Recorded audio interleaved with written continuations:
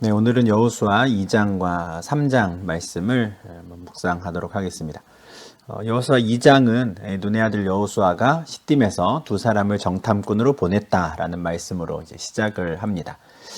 시딤이 어디인지는 이제 나중에 지도를 통해서 이제 보여드릴 텐데, 요단강 이제 동쪽에 있는 어떤 도시라고 생각을 하시면 되겠습니다. 그 요단 동쪽에서 이제 서쪽으로 두 사람의 정탐꾼을 보내는데, 이제 그 땅과 여리고를 엿보라 이렇게 하죠. 이 명령을 내리면서 사실 여호수아 입장에서는 참 많은 생각이 들었을 것 같습니다. 감회가 새롭다고 해야 될까요? 왜냐하면 40년 전에 모세가 자신에게 명령했던 게 바로 이것이었거든요. 가나안 땅을 정탐하고 와라 하는 그 명령을 듣고 40년 전에 여호수아 본인이 직접 이제 그 땅에 들어갔다 왔는데, 이제는 자신이 그 이스라엘의 지도자가 되어서 또 다른 사람들을 이제 정탐꾼으로 보내게 된 것이죠. 그래서 그 땅과 여리고를 엿보라 하는데, 아무래도 방점은 여리고에 있었을 겁니다. 그 땅에 대해서는 이미 여호수아는 알고 있었고요. 직접 들어가서 봤기 때문에. 다만 이제 요단강을 건너가서 처음으로 이제 마주해야 하는 여리고라는 이 성읍이 어떤 성읍인지, 그 성읍 자체에 대한 정탐을 명령한 것으로 보입니다.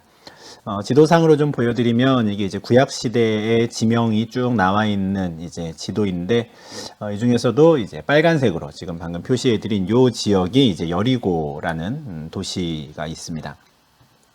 좀 다른 지도로 보여드리면 좋을 것 같은데요. 이제 요단강이 좀 강조돼서 나와 있는 지도가 있어서 이거를 좀 가지고 와봤는데요. 이 가나안 땅의 가운데를 이렇게 쭉 흐르는 이 강이 이제 요단강입니다. 요단강 위쪽에 이제 가나안 땅으로 치면 북부 지역에 갈릴리 호수가 있고요. 갈릴리 호수 그 윗부분이 이제 상부 요단강이고요. 그리고 갈릴리 호수 밑으로가 이제 하부 요단강이 되고, 그 하부 요단강은 사해라고 하는 아주 염도가 짙은 그 바다로 이제 흘러 들어가게 되죠.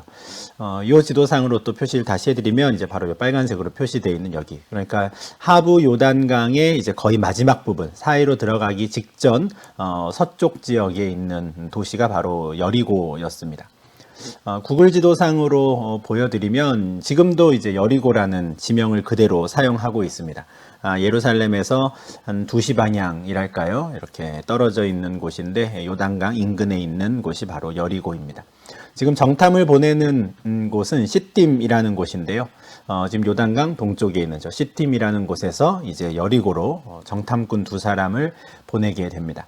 제가 2019년에 저희 성도님들과 함께 이스라엘을 다녀온 적이 있었는데, 그때 이제 여리고성을 방문하기도 했습니다. 그때 이제 좀 인상적이었던 사진이 있어서 좀 보여드리면, 여리고라는 도시 자체에 갔더니 이렇게 표현이 돼 있어요. 세상에서 가장 오래된 도시 이렇게 돼 있더라고요. 그래서 도시에 관한 설명을 들어봤더니 이제 최소한 5,000년 정도 되었다. 이곳에서 사람이 살기 시작한 지. 그래서 이렇게 역사적으로 실제 그 흔적이 남아 있는 도시들 중에서 이제 가장 오래된 도시 중에 하나로 이렇게 여겨지고 있는 것 같습니다. 뿐만 아니라 이런 말도 있었는데요. 이제 지구상에서 가장 낮은 땅, 이런 표시도 있었습니다. 그래서 해수면 기준으로 1300피트 아래에 있다라고 하는데, 예루살렘은 이제 상대적으로 그 산악지대에 있는 도시였던 반면에, 이제 여리고성은 가장 낮은 곳, 그러니까 해수면보다도 한참 아래에 있는 도시였던 것이죠. 세계에서 가장 낮은 곳에 있는 도시, 또 가장 오래된 도시가 바로 이제 여리고였습니다.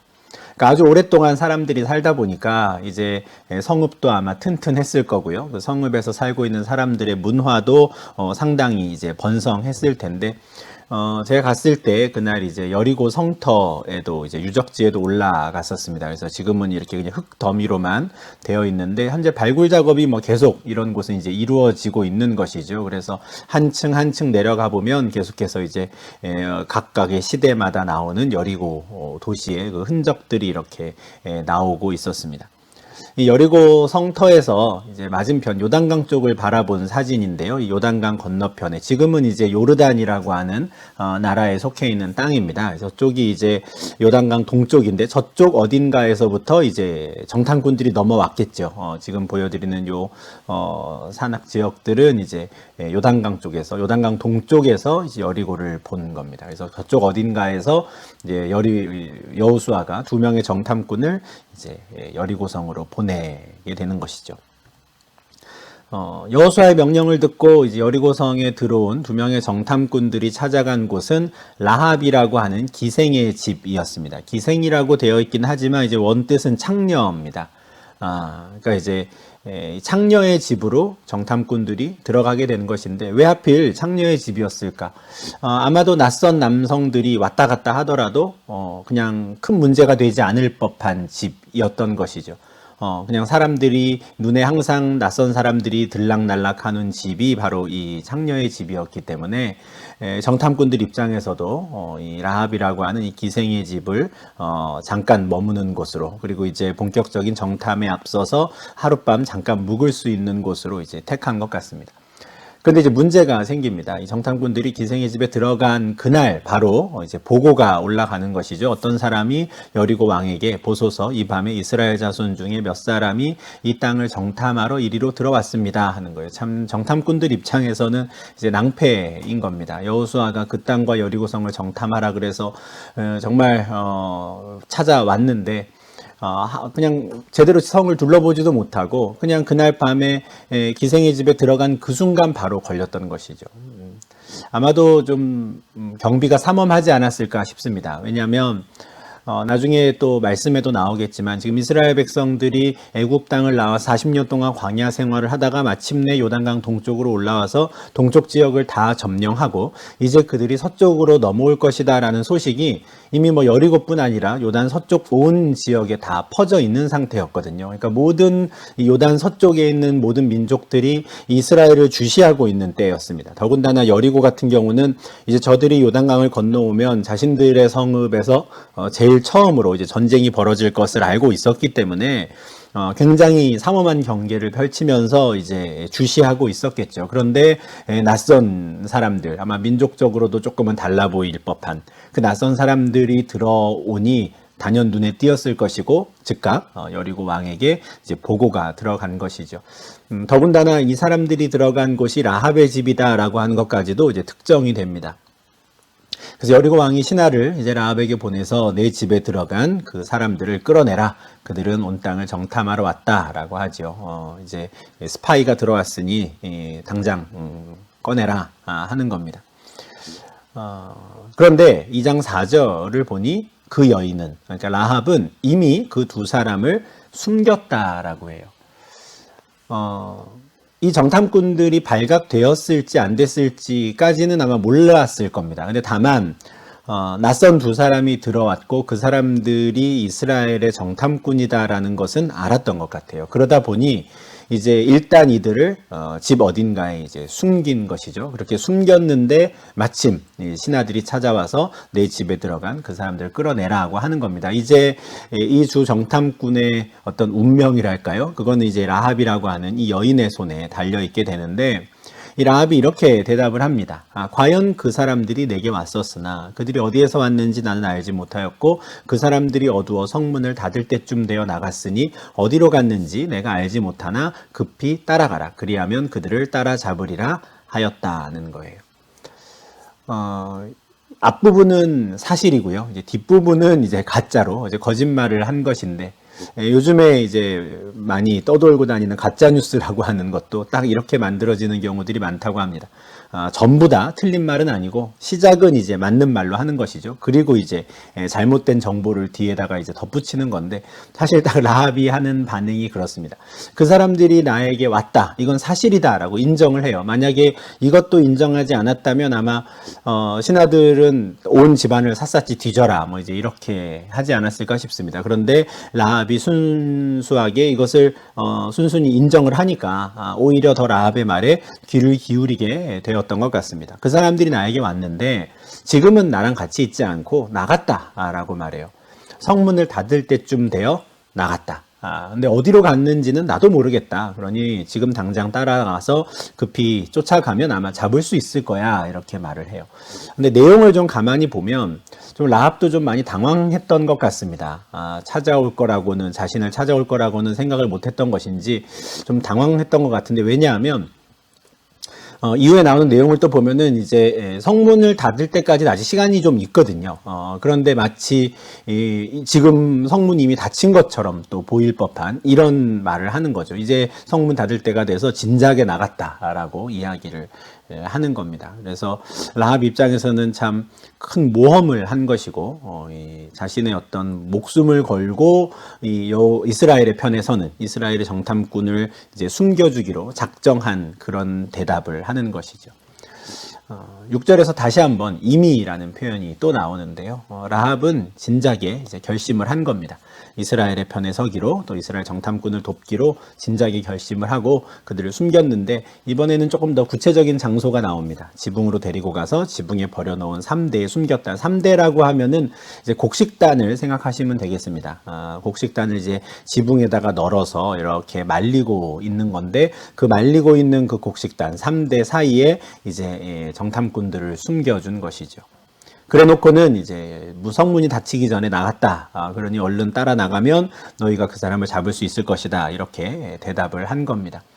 아마 처음 부분에서 라합이 그냥 순순히 사실을 이야기했기 때문에 그 사람들이 나를 찾아오는 건 맞다라고 이야기를 했기 때문에 라합을 믿었던 것 같아요. 더군다나 설마 이 라합이라는 이 기생이 자신들 동족을 배반하고 이제 이스라엘을 도울 것이라고는 아마 생각을 못했을 겁니다. 그러다 보니 이제 라합이 하는 말을 듣고 이제 쫓아가는데 쫓아가는 방향이 이제 요단 나루터로 쫓아가요. 이제 여리고성을 기준으로 보면 이제 동쪽으로 쫓아가는 건데 당연히 그쪽으로 쫓아갔겠죠. 왜냐면은 이 정탐꾼들이 이제 발각됐다는 걸 알고 성을 벗어났다면 당연히 이 동쪽으로 가서 다시 이스라엘 족속이 있는 그곳으로 이제 갈 테니 이제 이 사람들도 동쪽으로 쫓아가는 겁니다. 요단 나루터까지. 그런데 이제 그들이 나가고 나니 그제서야 성문이 닫힙니다. 그래서 앞서 말씀드린 대로 성문이 마치 다 닫힌 것처럼 이렇게 라합이 이야기했던 것은 또 조금 좀 당황했던 게 아닌가 하는 생각을 하는 것이죠.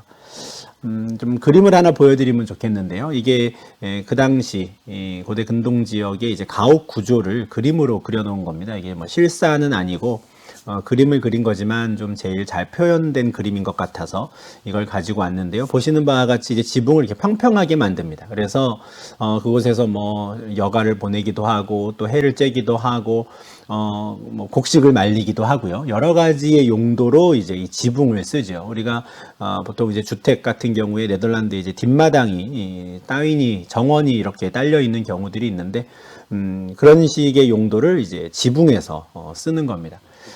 다윗이 이제 밧세바라는 여인을 처음 보았던 것도 왕궁의 이제 지붕을 거닐다가 이제 옆집에서 이제 밧세바가 목욕하는 장면을 보고 이제 음욕을 품게 되는데 우리가 갖고 있는 생각으로는 왜 난데없이 지붕을 거니는가 싶은데 지붕 구조가 이렇게 되어 있고 실제로 지붕에서 사람들이 쉬기도 하고 여러 가지 활동들을 했기 때문에 그런 일들이 가능했던 것이죠.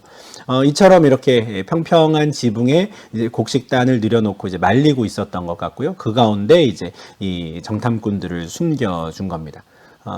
그리고 이제 라합에게 속은 그 왕의 신하들은 이제 여리고성에서 벗어났다라고 생각을 하고 이제 동쪽으로 쫓아가는 것이죠. 요단강 있는 그 나루터까지 쫓아가는 겁니다. 이 구글 지도상으로 볼 때 이렇게 검정색 점선으로 이렇게 꼬불꼬불 되어 있는 저 라인이 이제 요단강을 그대로 표시한 겁니다. 요단강이 지금 그대로 이스라엘과 요르단이라고 하는 나라의 이제 국경이 되기 때문에 상당히 저렇게 막 꼬불꼬불하게 내려오는 이제 똑바로 일자로 내려오는 강은 아니다라는 걸 이제 국경 모양에서 아주 확실하게 확인을 할 수 있는데 저렇게 강을 건너가는 이제 나루터를 향해서 이제 붙잡으러 간 것이죠. 그런데 그렇게 나가고 나니 이제 성문이 닫히게 되는 겁니다. 겨우 그들을 이제 따돌린 다음에 이제 라합이 다시 지붕으로 올라가서 이스라엘의 정탐꾼들에게 이렇게 말합니다. 여호와께서 이 땅을 너희에게 주신 줄을 내가 아노라. 우리가 너희를 심히 두려워하고 이 땅 주민들이 다 너희 앞에서 간담이 녹았다. 이 8절부터 이제 한 11절 이렇게 쭉 이어지는 내용은 라합의 신앙 고백이라고 할 수 있습니다. 굉장히 중요한 고백을 하게 되는데 단지 이 여호수아가 보낸 2명의 정탐꾼을 숨겨주고 또 여리고 왕의 신하들을 다른 곳으로 이제 보내서 이제 따돌려준 그것만으로 이제 라합이 이스라엘의 편에 섰다, 또는 뭐 정탐꾼을 전적으로 이제 돕기로 했다, 이렇게 말할 수 있는 게 아닙니다. 라합이 정말 작정했구나라는 건 이제 8절부터 11절까지 나오는 이 고백을 보고 우리가 알 수 있는 건데요. 라합이 제일 먼저 하는 말은 이 땅을, 그러니까 여리고와 이 온 가나안 땅을 하나님께서 너희에게 주신 줄을 내가 안다. 이 말씀이 참 대단하고 놀라운 것은, 우리가 지난주에 보았지만 1장에서 하나님께서 여호수아에게 이제 요단강을 건너가라 말씀을 하시면서 이제 내가 밟는 모든 땅을 너에게 주었다, 이렇게 말씀을 하세요. 주었다라고 과거형으로 말씀을 하시면서 아직 요단강을 건너가지도 않은 이 이스라엘이 마치 이미 그 땅을 다 차지한 것처럼, 다 받은 것처럼 말씀을 하신다는 거죠. 그런데 똑같은 말을 지금 라합이 하고 있는 겁니다. 여호와께서 이 땅을 너희에게 이미 주셨다, 그걸 내가 안다라는 거예요. 참 이걸 어떻게 알게 되었을까, 참 너무 신기할 정도로 너무 정확한 고백인데, 이 땅이 이미 다 너희의 것이 되었다, 그리고 이건 시간 문제라는 걸 우리가 알기 때문에 우리는 너희를 지금 너무 두려워하고 있다, 이렇게 고백을 하죠. 너희 앞에서 우리의 마음이 다 녹았다 해요. 그러면 대체 무슨 일 때문에, 무슨 소리를 듣고 이들이 이렇게까지 두려워하고 마음이 녹았다고 말하는지, 그리고 어떤 이야기를 들었길래 이제 라합은 이 땅은 이미 저들의 것이야 라고 생각하게 되었는지, 참 이게 궁금한데 10절에 그 내용이 나옵니다. 두 가지 사건이 있었어요. 이스라엘이라는 민족이 애굽에서 나올 때 하나님께서 그들을 위해 홍해의 물을 마르게 하셨다, 이게 첫 번째 소식입니다. 이건 40년 전에 있었던 일이죠. 근데 아마 40년 동안 이 이야기는 그 가나안 땅을 비롯한 고대 근동 지역에 아주 온 민족을 떠들썩하게 만들었던 소식이었을 것 같습니다. 왜냐하면 당시 애굽은 세계 최고 강대국이었거든요. 근데 그 강대국에서 노예로 있던 한 민족이 그 애굽 왕 바로의 군대의 추격을 벗어나서 탈출에 성공했다라는 거예요.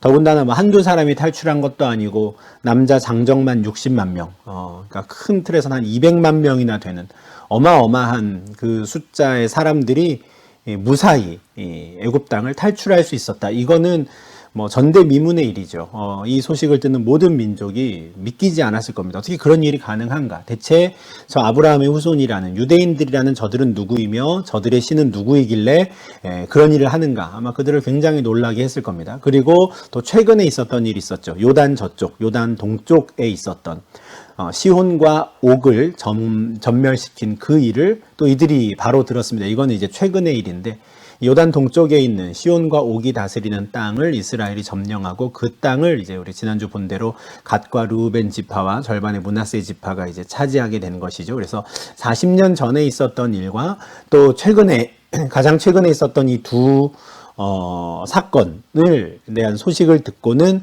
이제 라합은 우리가 마음이 녹았다, 그리고 이 땅이 이미 너희의 것이 되었다고 우리는 알고 있다, 이런 이야기들을 하는 것이죠. 지금 보여드리는 이 지도는 이 고대 근동 지역의 지형을 이제 좀 간략하게 이제 표시를 한 건데, 잘 아시는 대로 이제 애굽은 이제 지금의 이집트 지중해 남쪽에 있고요, 북아프리카 지역에 있죠. 그리고 시온과 옥이 다스리는 땅은 이제 요단강 동쪽에 있는 땅입니다. 40년 전과 최근에 있었던 이 일에 관한 소식이 여리고와 온 가나안 땅에 퍼졌고 그들을 이제 두렵게 한 것이죠. 이 소식을 우리가 듣고 우리가 마음이 녹았다, 우리가 정신을 잃을 정도로 깜짝 놀랐다, 이렇게 말을 해요. 그리고 그는 아주 귀한 고백을 합니다. 너희의 하나님 여호와는 위로는 하늘에서도 아래로는 땅에서도 하나님이시니라 고백을 해요. 이것이 놀라운 이유는 다신주의자였던, 여러 신이 있다고 믿었던 이 가나안 땅에 살던 한 여인이 하늘에서나 땅에서나 오직 이스라엘의 하나님, 그 여호와 하나님만이 참 신이시다라고 고백을 한 것이기 때문에 그렇습니다. 이게 아주 놀라운 고백이죠.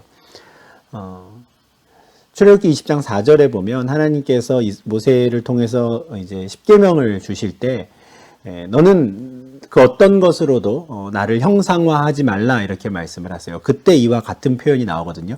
위로는 하늘에 있는 것이나 아래로는 땅에 있는 것이나 땅 아래 물속에 있는 것에 그 어떤 물건 또는 어떤 대상으로라도 나의 형상을 만들지 말라 이렇게 말씀을 하세요.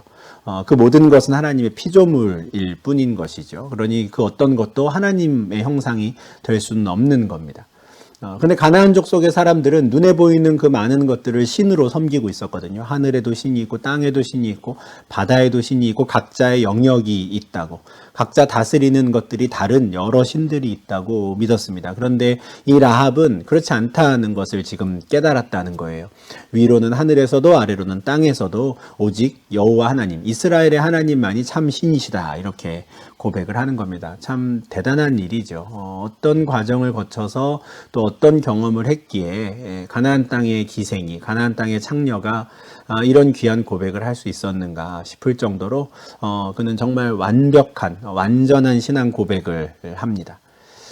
그러면서 이 정탐꾼들에게 이제 부탁을 하지요. 내가 청하노니 내가 너희를 선대하였은즉 너희도 내 아버지의 집을 선대하라 이렇게 말해요. 선대라는 말이 이제 히브리어로 헤세드라는 말인데 아마 많이 들어보셨을 겁니다. 하나님 아버지의 자비하심, 하나님께서 베푸시는 은혜들을 표현하는 히브리어 단어가 이제 헤세드인데, 받을 자격이 없는 사람들에게 이제 베푸는 은혜를 보통 우리가 헤세드라고 표현을 하고 이제 선대한다 이렇게 말을 하는데, 라합은 자신이 그들을 선대했다는 거예요.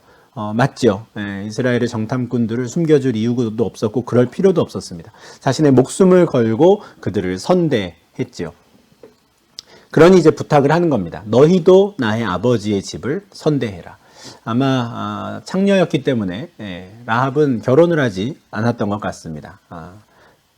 그래서 여전히 자신을 아버지의 집에 속한 사람으로 지금 묘사를 하죠. 결혼을 했다면 이제 이 라합은 그 남편의 그늘 아래에 있는 것으로 표현이 됐을 텐데, 결혼을 하지 않았기 때문에 이제 아버지의 집을 선대하라라고, 나와 우리 가족을 선대하라고 말하는 겁니다.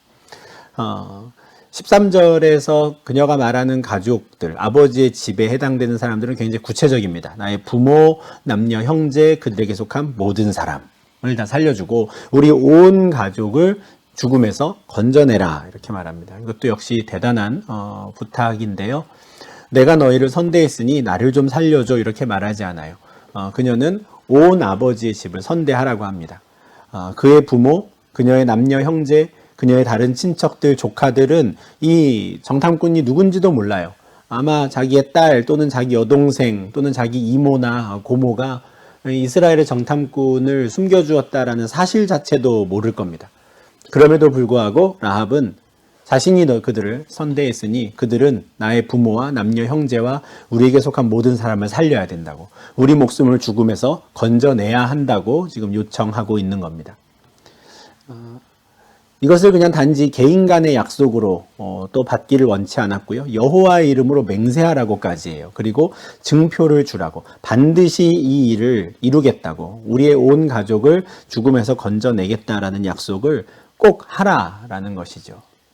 선대하는 그 은혜를 베풀고 이제 그 은혜에 합당한 또 다른 은혜를 구하는 겁니다. 이와 같은 라합의 말을 듣고 이제 이 정탐꾼들이 이렇게 말하죠. 내가 우리의 이 일을 누설하지 아니하면 우리의 목숨으로 너희를 대신할 것이요 여호와께서 우리에게 이 땅을 주실 때에는 인자하고 진실하게 너를 대우하리라 해요. 조건이 있습니다. 내가 우리의 이 일을 누설하지 않으면, 그러니까 이제는 첫 번째 고비는 넘겼지만 이제 정탐은 못한다 하더라도 더 이상, 왜냐하면 이제 발각이 됐으니까요. 이제 이스라엘 족속이 있는 그곳으로 요단 동쪽으로 돌아가야 하는데 그때까지의 안전을 담보해달라라는 것이죠. 그래서 우리에 관한 일을 어느 누구에게도 누설하지 않는다면 우리가 그 약속을 지키겠다, 받아들이겠다 합니다. 우리가 이 땅을 차지하러 이제 올 텐데 하나님께서 우리에게 이 땅을 주시는 그날에 인자하고 진실하게 대우하겠다고, 인자와 진실이고 선대하는 것이거든요. 너가 우리에게 헤세드를 베풀었듯이 우리도 너에게 헤세드를 베풀겠다 이렇게 말해요. 그러면서 이제 이 증표를 이제 이야기를 하게 되는데, 그 증표는 그냥 우연히 만들어내는 것이 아니라 실제로 이 정탐꾼들이 이 성을 벗어나서 이제 안전하게 도망치는 데에 있었던 그 좋은 과정 중에 이제 그 징표가 생기게 됩니다. 라합이 그들을 이제 창문에서 줄로 달아내리게 되는데요. 그의 집이 성벽 위에 있었기 때문에 이제 창문을 통해서 바깥으로 내보낸 것이죠. 이제 성문은 닫혔고 이제는 그 창문을 통해서밖에 갈 수가 없었는데 라합의 집이 성벽 위에 있었다 해요. 이게 우리의 어떤 개념으로는 좀 이해하기가 힘듭니다. 어떻게 성벽에 살 수 있지? 성벽에 어떻게 집이 있을 수 있지라는 생각을 하는데 보통 이 장면에 대한 그림은 이런 그림들이 많습니다. 그죠? 창문에서 줄을 달아내려서 이제 줄을 타고 내려가는 건데 만약에 실제로 이제 성벽에 집이 있다면 이런 식으로 도망가는 거는 가능은 할 겁니다. 성문으로 통하지 않고 창문으로 나가면 이제 바로 성을 벗어날 수 있었겠죠. 근데 지금 현재 우리가 딱 요 고대근동 지역에 맞는 요 집을 우리가 볼 수 있는 상황은 아니라서 좀 그림 그리기가 힘든데 정확히 일치하는 것은 아니라 할지라도 조금 참고하실 수 있도록 좀 요 사진을 좀 보여드리려고 합니다. 지금 보여드리는 요 사진은 이제 제가 네덜란드 처음 와서 이제 유학을 할 때 살았던 깜번이라고 하는 동네 사진인데 여기 이제 앞에 보이는 요 큰 문이 이제 그 깜번의 정문입니다. 예전에 이제 중세 시대 때 12, 13, 14세기 때 그때부터 이제 있었던 도시인데 요거는 이제 한 15세기 경에 지어진 성문입니다. 정문이고요. 이쪽으로 이제 들어가면 교회가 큰 게 있고 이제 시내가 센트룸 아우데스트라트가 쭉 펼쳐지는 이제 고 성문입니다. 근데 보시는 바와 같이 요 성문에 바로 다른 집들이 붙어 있어요. 여기 이제 정면에서는 조금 힘들어서 이제 뒤로 들어와서 이제 보면은 좀 더 분명해지죠. 성문이 있고 오른쪽으로 쭉 집이 붙어 있습니다. 이 왼쪽도 마찬가지입니다. 왼쪽으로도 집이 쭉 연결되어 있죠. 물론 이것이 딱 고대 근동 지역에서 특히 이제 지금 라합의 집과 똑같은 구조다 이렇게 말할 수는 없을 겁니다. 라합 시대 때는 일단 성벽이 메인이었다 그래요. 성벽이 쭉 있고 그 외벽과 내벽 사이를 이제 칸을 막아서 이제 집을 만들었다 이렇게 설명이 되는데 지금 보여드리는 요 깜번의 집들은 그냥 집 자체를 벽을 붙여서 이제 만든 건축인 것이죠. 그래서 조금 성격은 다르겠지만 어쨌든 사람의 집이 성벽 역할을 한다라는 점에서는 이제 같다고 할 수 있습니다. 그래서 이런 류의 어떤 도시 형태가 가능하구나라는 것을 좀 생각을 하시면 좋을 것 같고요. 이렇게 성벽에 살고 있던 라합은 이제 성문이 닫힌 이후에는 저쪽 반대쪽 창문을 통해서 이제 정탐꾼들을 내려보내 이제 탈출을 도울 수 있었다. 이렇게 한번 생각을 해보시면 좋을 것 같습니다. 근데 이렇게 내보낸 다음에 지금 16절, 17절, 18절에 이렇게 대화가 쭉 이어지는데 아마 순서가 좀 바뀌었을 거예요. 실제로는 이 대화를 먼저 하고 이제 15절과 같이 이제 줄을 늘어뜨려서 이제 내보냈겠죠. 그러니까 나가기 전에 이렇게 대화가 있었는데 어떤 대화냐면 라합이 이제 두렵다라고 해요. 뒤쫓는 사람들이 너희와 마주칠까 두렵다. 그러니까 너희가 붙잡히게 될까 두렵다는 것이죠. 정탐꾼들을 염려해서 하는 말이기도 했겠거니와 이들이 붙잡히게 되면 사실 자신의 목숨도 위험해지기 때문에 여러모로 이 두렵건대라고 말할 수밖에 없었을 겁니다. 그래서 라합은 바로 동쪽으로 가서 요단강을 건너서 가지 말고 산으로 가라라고 말해요. 여기서 말하는 산은 이제 동쪽이 아니라 이제 서쪽에 있는 뒷산을 의미하는 것 같습니다. 그러니까 반대 방향으로 가서 거기서 사흘 동안 숨어 있어라 말해요. 지금 이 정탐꾼들을 찾으러 온 사람들이 동쪽을 지금 샅샅이 뒤지고 있잖아요. 여리고성을 기준으로 동쪽을. 그러니까 반대쪽에 이제 서쪽에 있는 그 산 어딘가에서 사흘 동안 숨어 있다가 다시 돌아가라 합니다. 사실 이 정탐꾼들 입장에서는 여리고성을 제대로 정탐하지도 못했고 주변 지형이 어떤지도 모르는 상태였습니다. 그러니 이 라합이 하는 이 말을 그대로 따를 수밖에 없었어요. 이미 자신들을 한 차례 살려준 사람이고 자신을 숨겨준 사람이기 때문에 이제 이 말을 믿었겠죠. 그래서 라합이 시키는 대로 일단은 뒷산으로 가서 거기서 사흘 동안을 숨어 있다가 이제 돌아가게 됩니다. 이와 같이 이제 자기 집을 나선 이후에도 또 어떤 과정을 거쳐서 요단강을 건너가면 되는지까지도 이제 이야기를 해주니 이 정탐꾼들도 다시 한번 그 자신들의 약속을 서약을 확인을 시켜줍니다. 내가 우리에게 서약하게 한 이 맹세에 대하여 우리가 허물이 없게 하리니 우리가 이 땅에 들어올 때에 우리를 달아내린 창문에 이 붉은 줄을 매고 내 부모와 형제와 내 아버지의 가족을 다 내 집에 모으라 해요. 아까 표증을 달라 그랬거든요. 증표를 달라고 했었는데 그 증표가 이제 바로 붉은 줄이 되는 겁니다. 이 자신들을 줄에 달아서 이제 창문으로 나가고 나면 자신들이 나온 그 창문에 붉은 줄을 매달아라 라고 하는 거예요. 그리고 그 붉은 줄을 매고 너희 집에는 부모와 형제와 아버지의 가족을 다 모으라 합니다. 그러면 나중에 하나님께서 이 땅을 주실 때 들어오면 붉은 줄이 매어 있는 그 집, 이 집은 라합의 집이구나 라는 것을 우리가 알고 그 집 안에 있는 너의 모든 가족들을 다 살려주겠다라고 하는 겁니다. 19절과 20절을 보면 좀 더 구체적으로 이렇게 말을 합니다. 누구든지 내 집 문을 나가서 거리로 가면 그의 피가 그의 머리로 돌아갈 것이요 우리는 허물이 없으리라. 그러나 누구든지 너와 함께 집에 있는 자에게 손을 대면 그의 피는 우리의 머리로 돌아오려니와 내가 우리의 이 일을 누설하면 내가 우리에게 서약하게 한 맹세에 대하여 우리에게 허물이 없으리라 하니예요. 여기 누구든지가 나오죠. 18절에서는 분명히 이렇게 말했거든요. 붉은 줄을 매고 그 붉은 줄을 맨 이 집 안에 너의 온 가족을 데리고 와라 했어요. 근데 19절에서는 정확히 이 약속이 어떤 것인지를 이야기를 합니다. 누구든지니까 이 라합의 가족이라 할지라도 붉은 줄이 매어 있는 이 집 밖을 나서게 되면, 그래서 거리에서 유대인들을 만나게 되면 그는 죽임을 당할 겁니다. 그를 죽이더라도 허물이 없을 것이다 이렇게 말해요. 왜 그때 가서 왜 나의 가족을 죽였습니까? 이렇게 말할 수 없다는 것이죠. 지금 약속은 뭡니까? 붉은 줄이 매어 있는 그 집 안에 있는 사람들을 살려주겠다라는 거예요. 반대도 마찬가지입니다. 누구든지 라합과 함께 그 집 안에 있는 자는 우리가 손을 대지 않겠다라고 하는 거예요. 물론 지금 말로는 너의 부모와 형제와 자녀 또 온 가족들 아버지의 집을 이제 모아라 라고 했겠지만 실제로 이스라엘이 여리고를 점령하러 들어온 그때 라합과 함께 있던 사람들을 일일이 정말 가족이 맞는지 아닌지 혹시 가족이 아닌 사람이 들어와 있지는 않은지 이걸 따지지 않겠다는 겁니다. 누구든지 그녀와 함께 집에 있는 자에게는 우리가 손을 대지 않겠다. 혹시라도 손을 대면 그 피가 우리의 머리로 돌아올 것이다 해요. 우리가 지금 너희와 너와 함께 있다가 이제 요단강을 건너서 돌아가게 되는 이 상황에 대해서 누설하지 않는다면 우리는 이 맹세를 지킬 것이다 이렇게 이야기를 합니다. 18절, 19절, 20절 쭉 이어지는 이 말씀들을 보며 무엇이 생각나십니까? 아마 많은 분들이 출애굽기 12장을 떠올리셨을 겁니다. 그죠? 애굽에서 하나님께서 이스라엘 백성들을 인도해 내실 때 이제 10가지 재앙을 내리셨는데 그중 10번째 재앙이 6월절이었습니다. 6월절에 이제 시작하는 그 날이었는데 어린 양의 피를 문 임방과 좌우 설주에 바르라.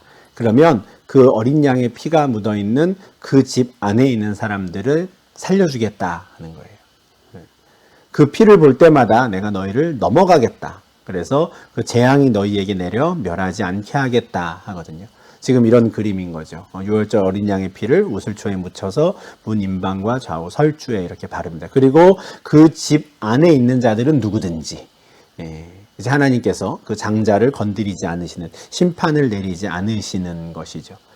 물론 이 약속은 유대인들에게 주신 약속이지만 이 말씀 자체를 출애굽기 12장 말씀을 가만히 보면 유대인들을 살려주겠다 이렇게 말씀하지 않으시거든요. 어린 양의 피가 묻은 그 문지방 안에 있는 자들 그들을 살려주겠다 하십니다. 달리 말하면 유대인이 아니어도 괜찮은 것이죠. 오늘 아까 보았던 말씀처럼 누구든지인 겁니다.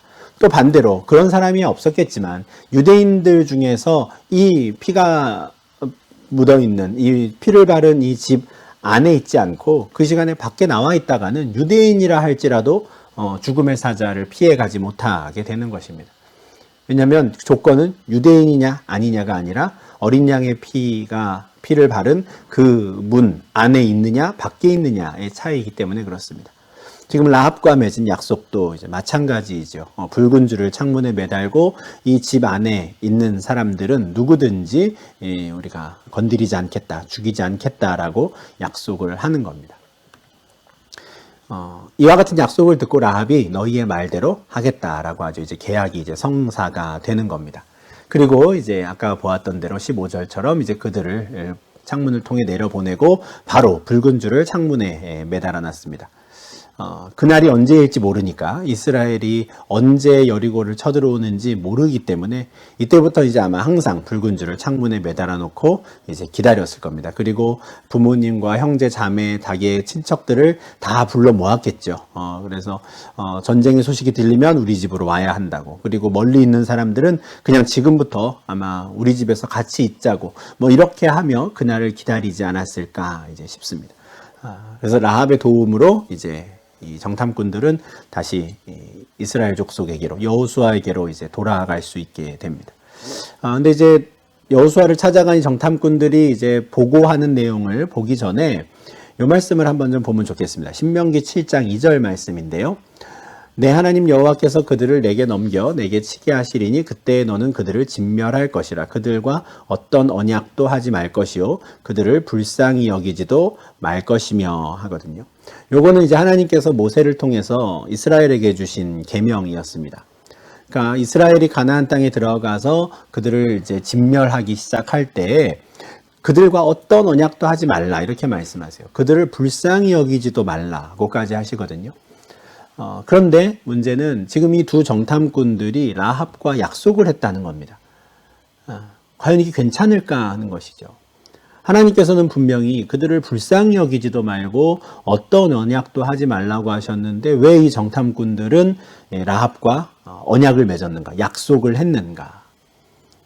그리고 이 약속을 하나님은 어떻게 보실 것인가. 왜냐하면 여호수아 9장을 나중에 우리가 보겠지만 정복 전쟁을 한참 하고 있을 때 이제 그 땅에 있는 기브온이라는 도시에 살고 있던 사람들이 이제 여호수아를 찾아옵니다. 이들은 이제 자신들이 가나안 땅에서 온 게 아니라 아주 멀리서 온 사람인 것처럼 그렇게 남루한 복장으로 꾸미고 와서 우리가 가나안에 사는 사람이 아니니 이제 우리와 언약을 맺읍시다. 우리가 서로를 침략하지 않겠다고 공격하지 않겠다고 약속을 합시다. 제안을 하고 여호수아는 그 제안을 받아들이거든요. 근데 나중에 이제 그게 발각이 됩니다. 멀리서 온 사람들이 아니라 이제 바로 가까운 곳에 있는 가나안 족속이었다라는 것을 알고 온 백성들이 여호수아와 또 이 장로들을 원망합니다.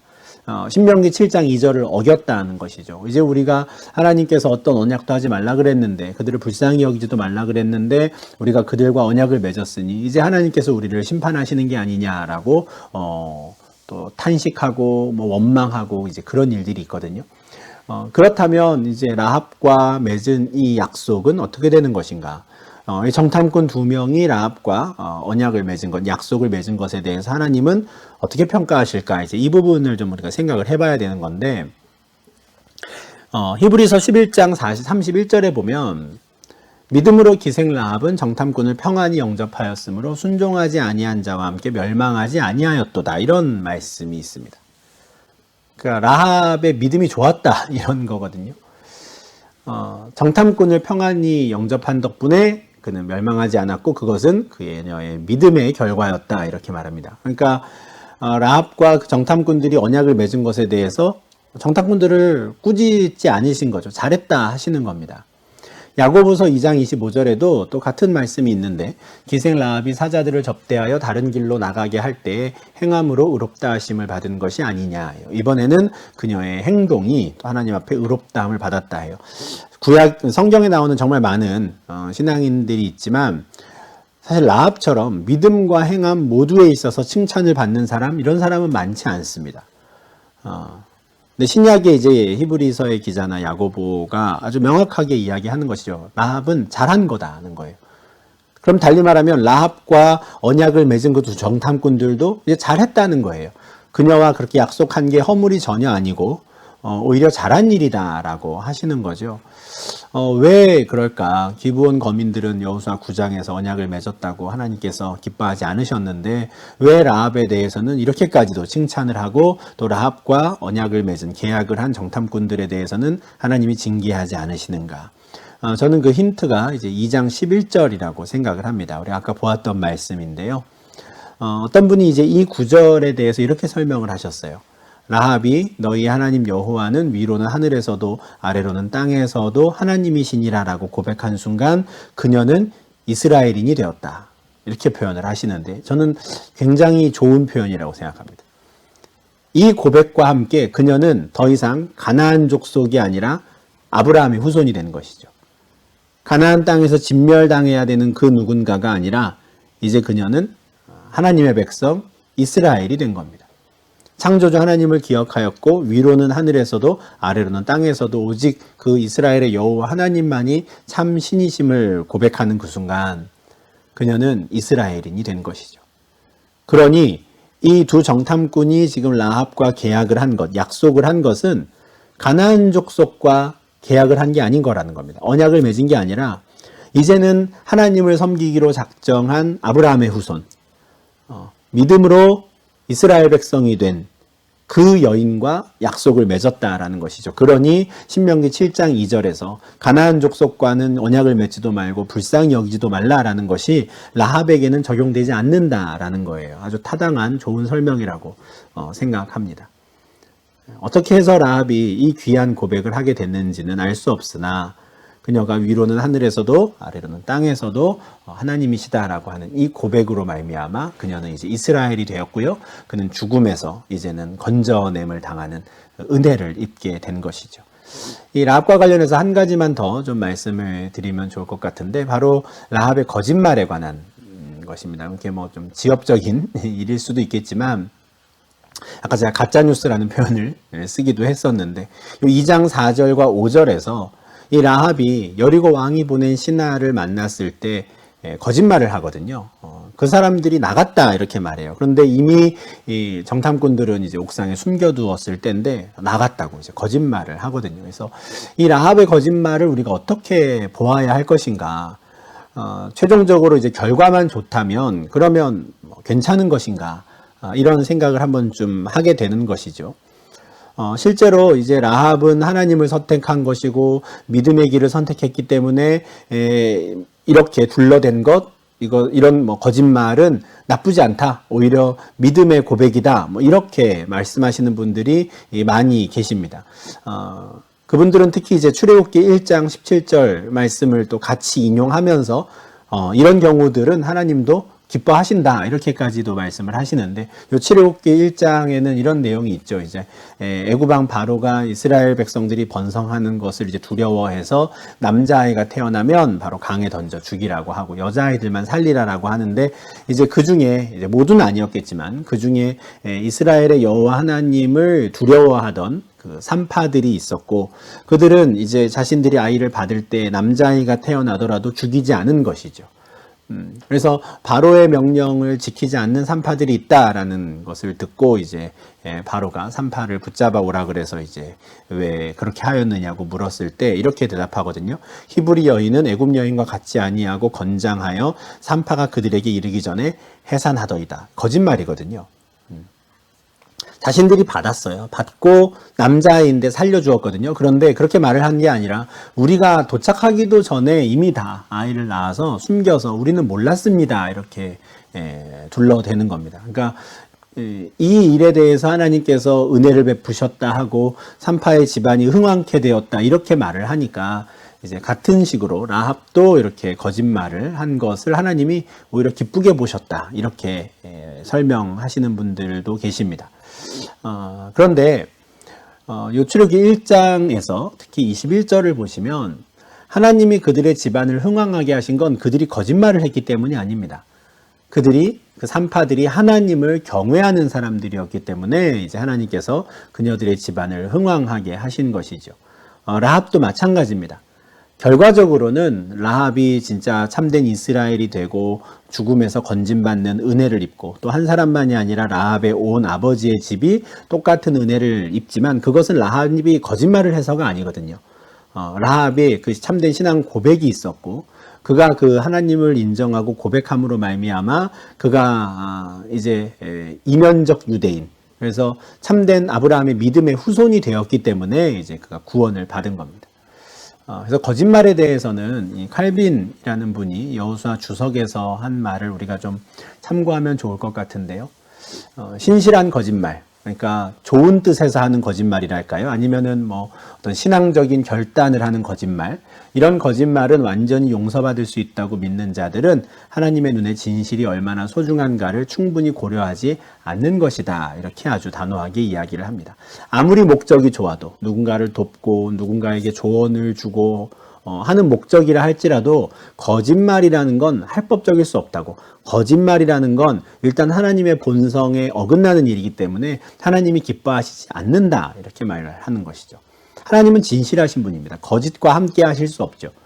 다만 라합의 행위가 다 잘못한 것도 아니고 또 전부 잘한 것도 아니다. 이렇게 말하는 거예요. 성도들이 올바른 길을 가기 위해 노력하는 동안 길을 벗어나 크게 돌아가는 일이 자주 일어난다.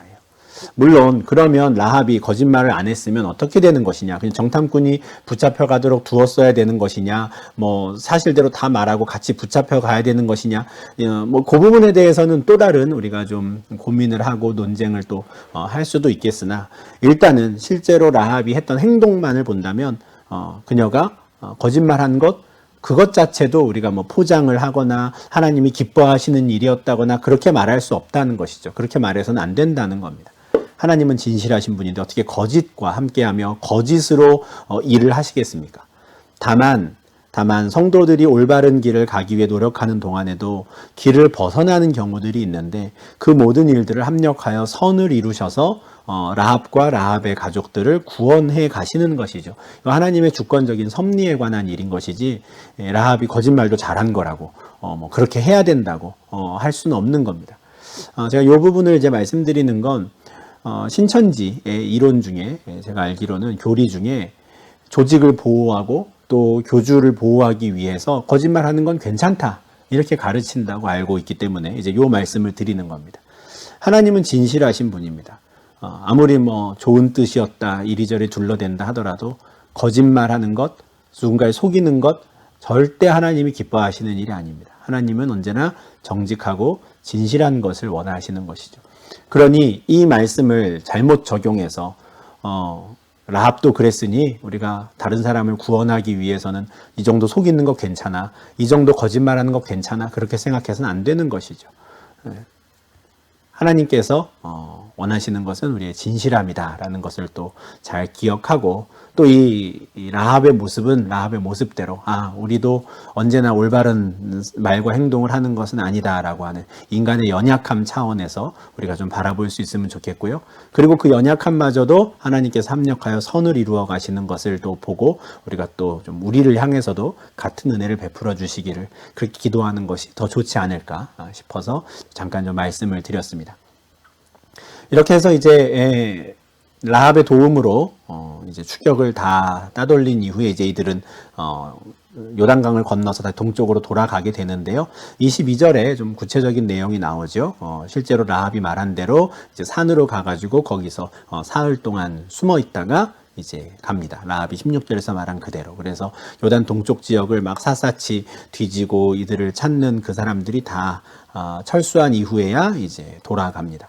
그리고 이들이 이제 돌이켜서 강을 건너서 여호수아를 만나게 되는데 두 가지를 합니다. 첫 번째는 그들이 겪은 모든 일을 고해요. 무슨 일이 있었는지. 사실 좀 미안했을 겁니다. 민망했겠죠. 좀 잘했어야 되는데 이제 정탐을 하러 들어간 그 첫날 밤에 그냥 바로 걸려버려서 제대로 뭐 땅이나 성을 탐지하지도 못하고 정탐하지도 못했다고 이야기할 수밖에 없었을 겁니다.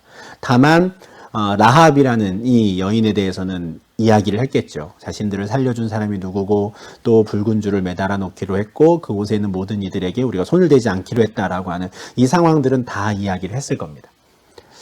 그리고 나서 24절에 이런 보고를 해요.